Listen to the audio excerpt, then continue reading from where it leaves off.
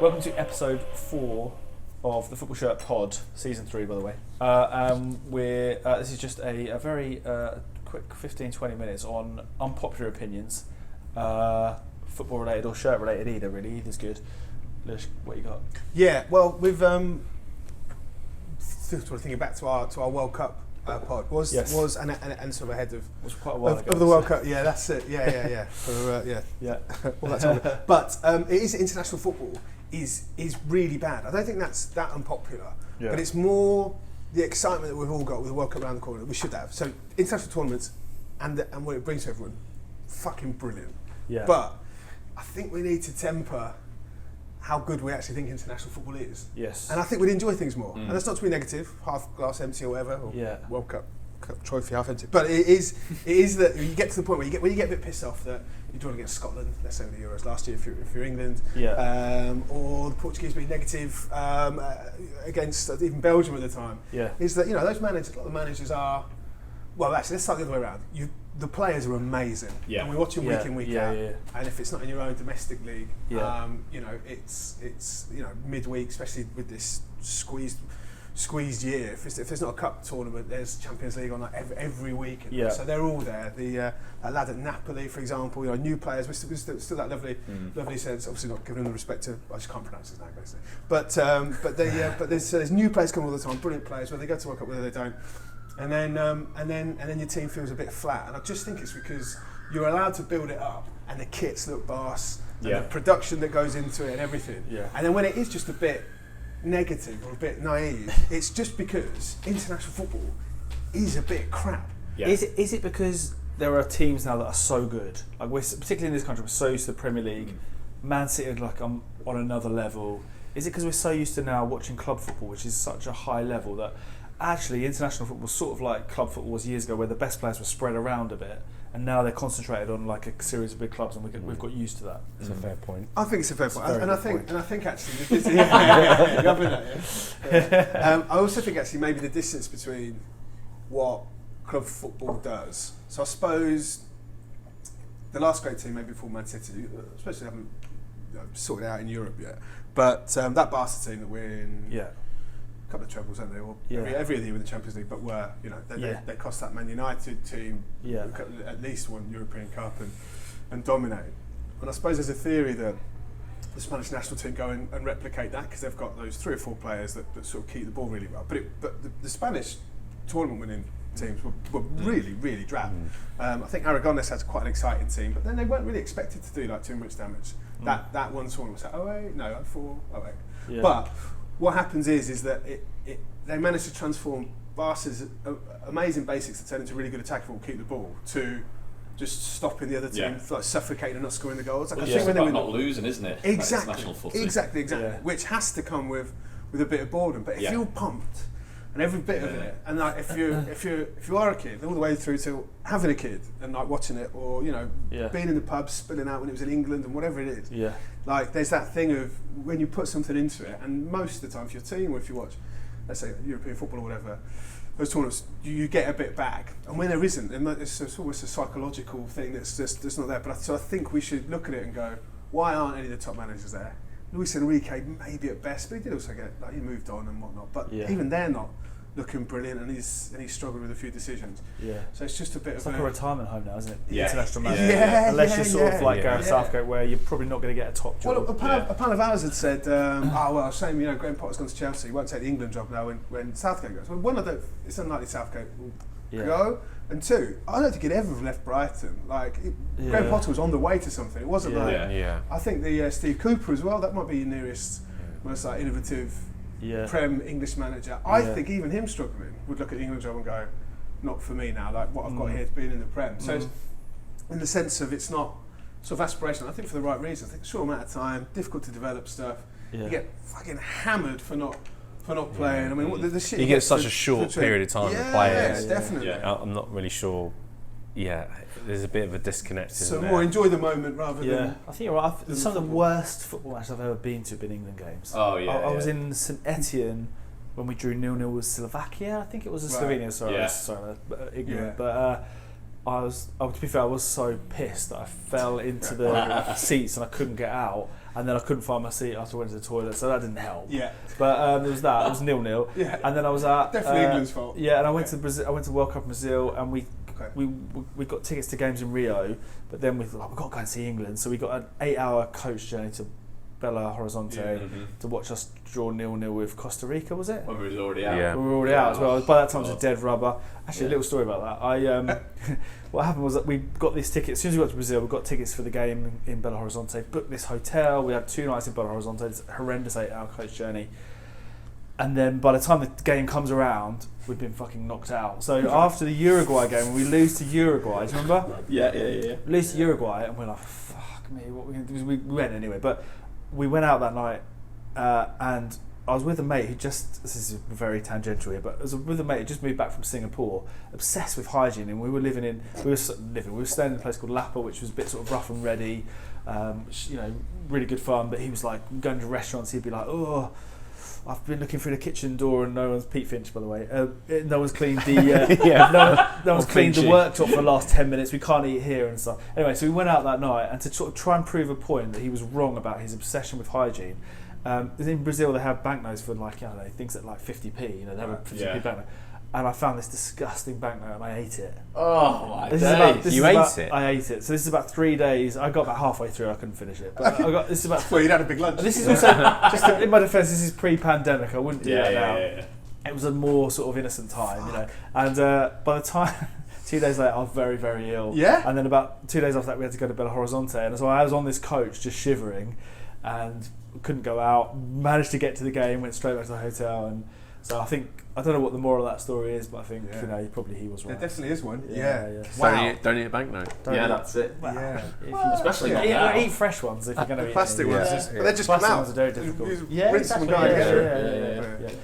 Dave, isn't your sort of unpopular opinion? I think you might mention this to me. Isn't this connected to football podcasts are crap? Unpopular opinion: Man City are boring to watch. Yeah, I think just going to put it out there. Yeah. As in, too consistently just good. finish that? Just to play the devil's advocate. It's so fucking good. It's boring. Right, no, okay. I don't know. There's just if you something. said this about Liverpool in the 80s, when I first started watching football, people were bored of Liverpool because they were so good and they were so dominant. Yeah, it's just ignorance. I think with City, it's an interesting bit. I get it, as you say, because they're so dominant. But I think the way they've changed their play this year is really interesting. But I can think of, and I mentioned him last time, and he had a go at me, but I'll mention him again. My pal is a big City fan, and some of the best moments I've seen. I'm not didn't go well. Yeah. Some of the best moments I've seen over the last few years, football-wise, are him watching City. Yeah. Because his reactions to it are so good. So the two that jump to mind are in here, both of them. When they won the Champions League, was that one? No, that's another one. Oh, I see. But the one where they think they've scored against Spurs and VAR rules it out. Semi or quarterfinal? Semi. I think it's semi. No, quarters because then they play Ajax. Ajax. It's for Spurs fans. And he's the only City fan in there, and as I said last time, I don't know if but he's like die-hard old school City fan.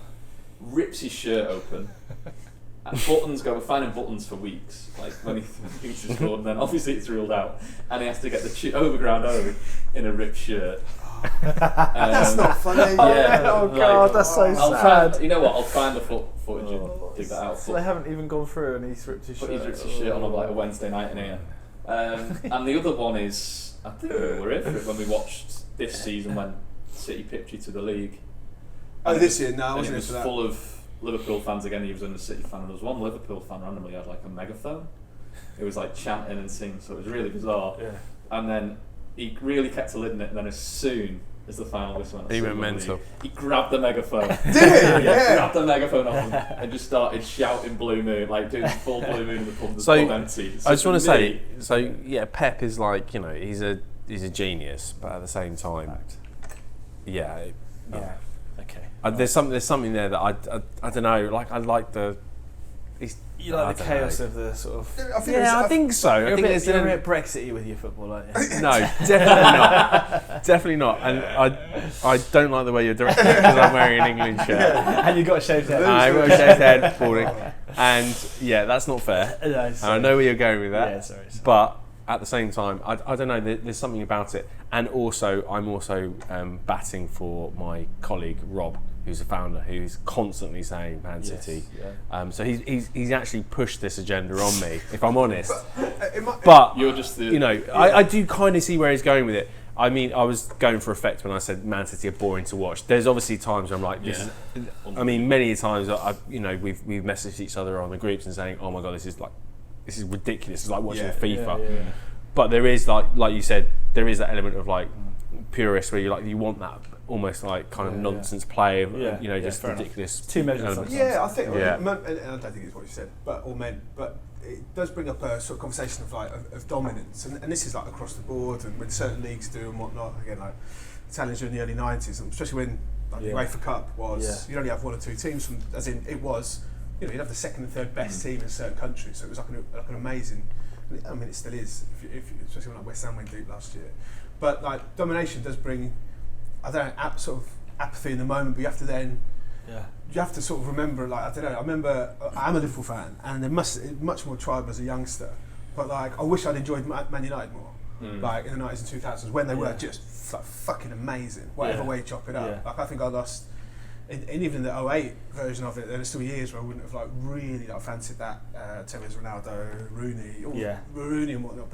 But it is when there's a bit of domination, let's go a bit through money, and all the other bits have to come in. Ferguson, Guardiola, and then money, then the team, and then people wanting to play there.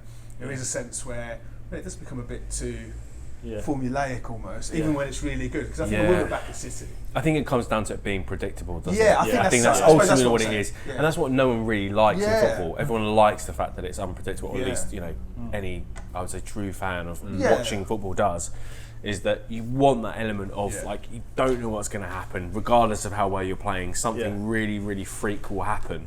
I mean, even with Ederson in goal, like, even when he does fuck up, he still seems to manage to clear his lines and does really well out of it, because he's just genuinely very, very good on the ball.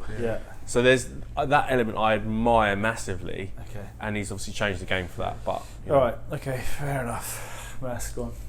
My controversial opinion is that obviously in the press recently there's been a lot about the new Chelsea owner saying there should be an all-star game in the Premier League. Yes. To a degree, I think he's right, and I think there should be, because maybe not in the Prem, but we're obviously going into a World Cup soon enough. 4th of December 1997, Gary Lineker's doing the World Cup draw to obviously announce the groups. FIFA decide to do a World 11 versus a Europe 11 in the Stade Velodrome to celebrate the tournament. Get on these squads. The rules are you can have one player from every country in the World Cup. And there are some rules bent here for this. So Europe that doesn't squad. Sound very FIFA. Exactly. Franz Beckenbauer's the coach. You've got Kopke in goal, German goalie. With Grodas, the Norwegian, and he plays for Chelsea as well. Do you remember him? Oh yeah, Jesus. The Austrian entry, Pfeifenberger, who plays for Werder Bremen. What a player. Denmark have got Colden from Bombay. Bombay. Wow. As I said, the rules are really bad. Costa Curta. Hierro. The Belgian player Lemon from Espanyol. Bulgaria have got Balakov from Stuttgart. No, I'm saying is I don't like any of this. You're not. Balakov. Balakov. Yeah. Is he dead? Porto. No, it's Porto. He was at Espanyol at the time. Is he dead now? Maybe. We'll have to check. Paul Ince, who's at Liverpool at the time. Then you've got a front three: Kluivert, Zidane, Alan Boxic. What are you saying? It just feels like soccer aid. Zidane, It's soccer aid, mate. It's honestly, this is fucking soccer aid. This is where it gets and even, really... I'm not being funny, even soccer aid, I'm not a massive fan of. You've got 4 subs. You've got a Romanian lad, Lakatos. Someone from Yugoslavia. I'm still not interested. Djokovic from Yugoslavia, who plays for Tenerife. You've got an Iranian, That's where the rules are. Okay. And then Gordon Jury is the Scottish Jury. right? Yeah. Good. But then the rest of the world. Go on. Who's the manager? Pereira from Brazil. Okay. You've got Songo, the keeper, Deportivo, top 5 African goalies of all time. Just saying. Inspiration. You've got a Paraguayan sub goalie who I've never heard of. A load of players I've not heard of. But here's some real highlights. Go on. Canu, Yeah. Javier Margas, who was at West Ham at one point. Yeah. Neighbour, who was at Deportivo La Coruña. Right. We've got Nakata for Japan. Excellent. It's the only one so far I'm really not interested in, if I'm honest. But go on. From the strikers, Yeah, Batistuta and Ronaldo. Fine. But Robbie Fine. Fine. Robbie But I mean, Robbie Williams. come on. Yeah. Dion- Robbie Williams and Dion fucking... Burton, who's been mentioned twice. Yeah. Dion. When does Ollie Mers come on? Yeah, he comes on for Eric Ronaldo here. I'm sorry. No, that's awful. When you get this on YouTube, it is unbelievable. Get it in the comments. Batistuta and Ronaldo. We'll put it in the comments. We'll put it in Rip the it YouTube comments up. if you watch Yeah, it. They are So unbelievable. It's 5-1 at half time. Is it So as well? just to It's 5-1 go at back to this. half-time. Yes, the What rest did of the the score world. finish? 5-2. Okay. Yeah. So just go back to your point. The second half of your go-to. But why don't we do that now before the World Cup? That would make it loads better. Like a promotional game. See, that I suppose, the first thing that clicked with me was, I'd sort of get it with like Qatar and whatnot. What's amazing with France is there's not much. I mean, it's, European kick-off times, definitely the biggest leagues in the world at the time, and all those players, all those top, largely getting paid and playing there. Yeah. So it's not even like, maybe we'll convince the French to like football a bit more than rugby this year. It's fucking, it's France. So the idea that it's happening, that's what I like, is that it's not to like this pony idea of promoting football in other places whilst accruing loads of money. It's fucking doing it in Velodrome. The year after, they play the Italians, the rest of the world, they get back together. They play the Italians to celebrate the 100-year anniversary of the Italian FA. Okay. Well, the same team. It's different, like they bring in, it's just Italy versus the rest of the world at that point, so some more Europeans coming. So Davos Suka's in there, Ronaldo, Batistuta back together. Not bad. Like, come on. Yeah. That's great. It's not great. I'm sort of like it's conflicted because I like it. 'Cause it feels like it's exactly. It feels like old football. Like it never happened now, would it?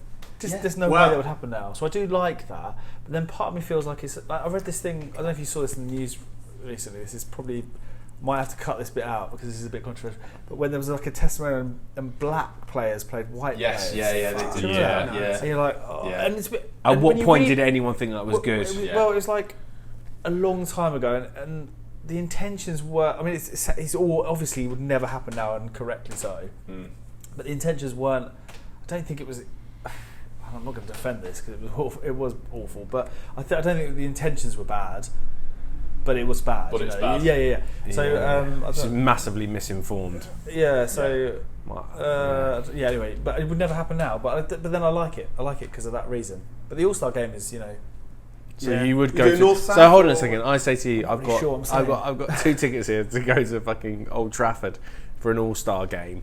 Don't do it in the Prem. Just stick it to international. We worked out that I think Aston Villa is where the North starts in the Prem with the teams. We sort of divide that. I think it is.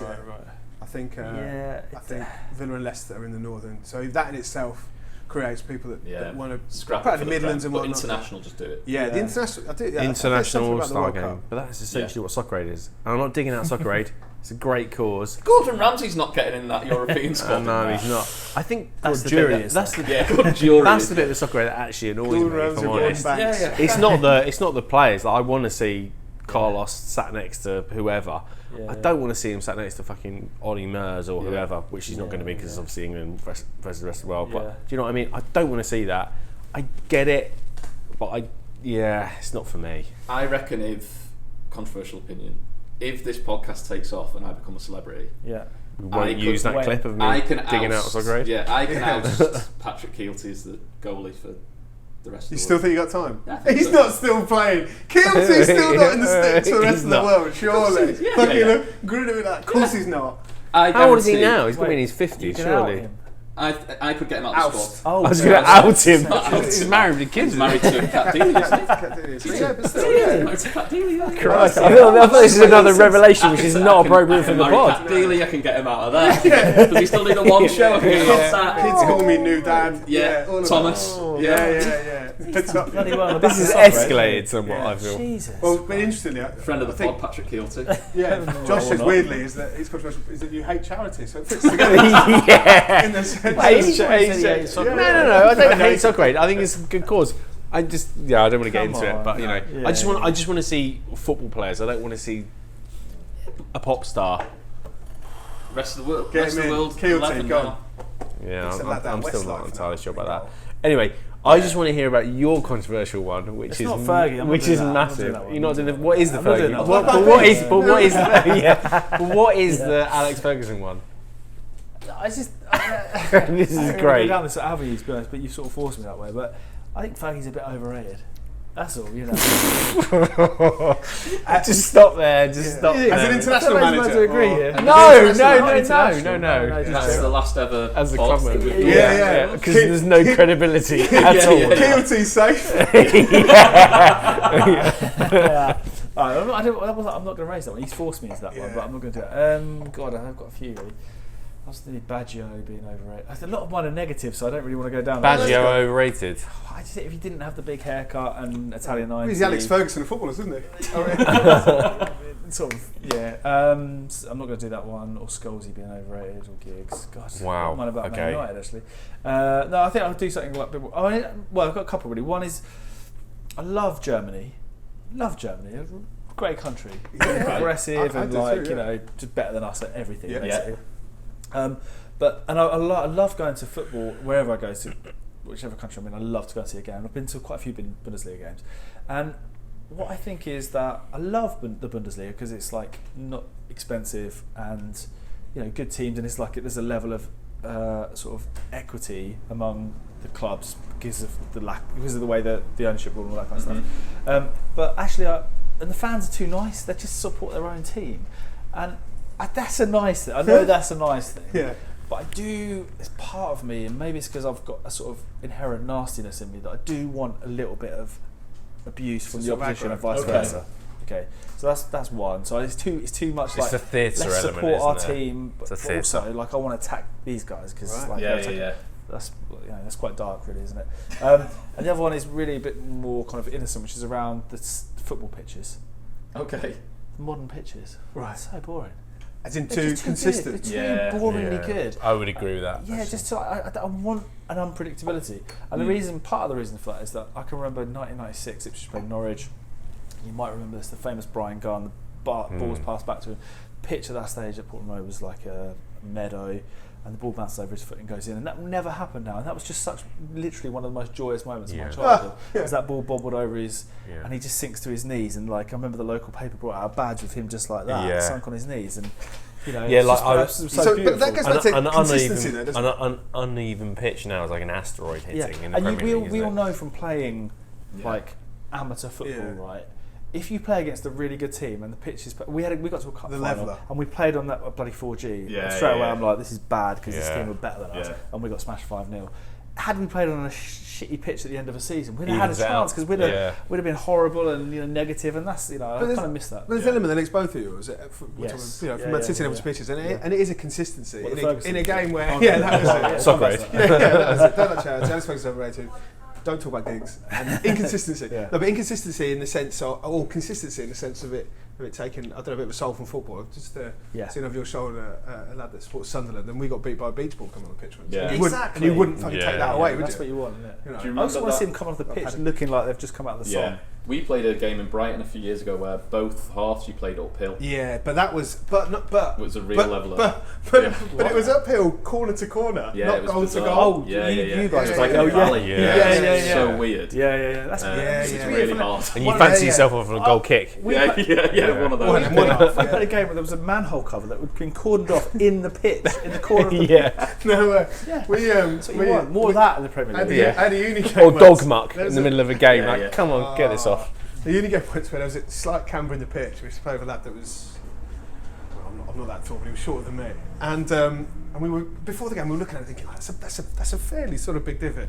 He at one point fell over. I couldn't see him. Like, I lost him, and then he was like, out of it. Yeah, it was just the angle. He was just gone, just disappeared, and he was just in this camber, and that was it. But yeah, that is good though, isn't it? That's what you want. I'm trying to think of a few of those days, but the whatever insert whatever G pitch. We had a pre-season once, and it was happened to be against like an old infantry team, like army boys and whatnot. And they turned up, and we were like, well, they're a bit slow, but they were fit. And the bastard with a completely consistent pitch is that basically speed and fitness just completely wipes everything. Yeah. And all they did all night was just up and down, up and down, up and down. Yeah. And we were fucked. Yeah. So yeah, I'm into it. Yeah. Too much consistency, but those pitches, the carpet can be. I only want pitches, great pitches at the end of the season for cup finals. Right. Yeah. All other times the pitch. It's like a heavenly pitch, isn't it? Heavenly pitch, heavenly stadium. Yeah, the first thing you see, especially like walking over the steps, sort of glowing. Should be a perfect pitch. Like I miss the days of like sand having to be sprinkled in the 6-yard box. Yeah, love sand. Love the sand. Yeah. Shit's one. Or a puddle of some kind. When we went to New York and played that sand-based Astro. That was one of the worst days of my life. That was a lot of reasons. I think that's sorry for another time. I think it was the inconsistency of the night before that was the big issue. But wherever you've gone, frozen pitches or one of them that's in the sun. We had a match once where I think I'd had a similar thing, but we had a lad that he was a right back first half, and he was just teetering around the ice, and it was just, do you remember? It was only like 4 yards of this pitch, but just perpetually stayed in the shade. Yeah. So he'd done 45 minutes. Ibis Eagles or what? A sheet of ice. That's who it was. Yeah, and he's come off and he's gone, hey lads, fucking hell, like, can't do this. And he looks over, left back's injured, and we've gone, sorry lad, you've got to swip over. He's done 90 minutes on his tiptoes, the whole thing. And it was, and he was fuming afterwards. We were like, really, can someone swap over? No, he can't. So we've been freezing all match, and it was just, it was a sheet of 1-0 win, Twigger. But it was, Twigger. Great goal. That's what it's all about, boys. All right, we'll come back to the Fergie thing another time. Cool. All right, lovely. Good to chat to you. Yeah, thanks guys. Thanks a lot. Cheers.